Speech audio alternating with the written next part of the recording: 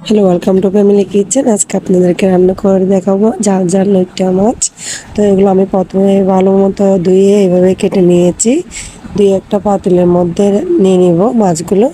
এরপর দিয়ে দিব অল্প বেলেম্বু কাটা, এগুলো আমরা বেলেম্বু বলি, আপনারা কি বলেন অবশ্যই কমেন্টে জানাবেন।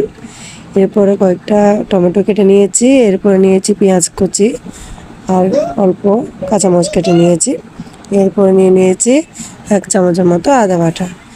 এবার আমি সবগুলো মাছের মধ্যে দিয়ে দিব, আর দিয়ে এখানে দিয়ে দেব 2 চামচের মতো হলুদ গুঁড়ো, আর দিয়ে দেব 1 চামচ জিরার গুঁড়ো, আর দিয়ে দেব 2 চামচ ধনিয়ার গুঁড়ো।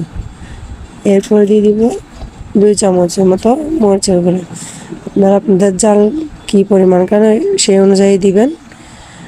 আর এখানে দিয়ে দিয়েছি স্বাদ মতো লবণ, আবার দিয়ে দিয়েছি সয়াবিন তেল, আর সাথে দিয়েছি অল্প সরিষার তেল। এবার সব কিছু একটু হাত দিয়ে মাখিয়ে নিব ভালো করে। এই যে দেখুন, এভাবে মাখিয়ে নেবেন। মাখা হয়ে গিয়েছে।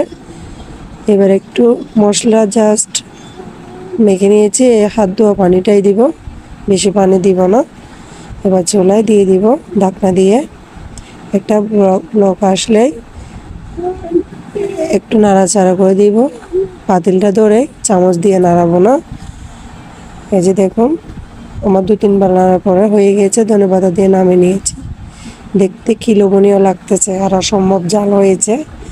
তো অবশ্যই ভালো লাগলে লাইক কমেন্ট শেয়ার দিবেন। ধন্যবাদ।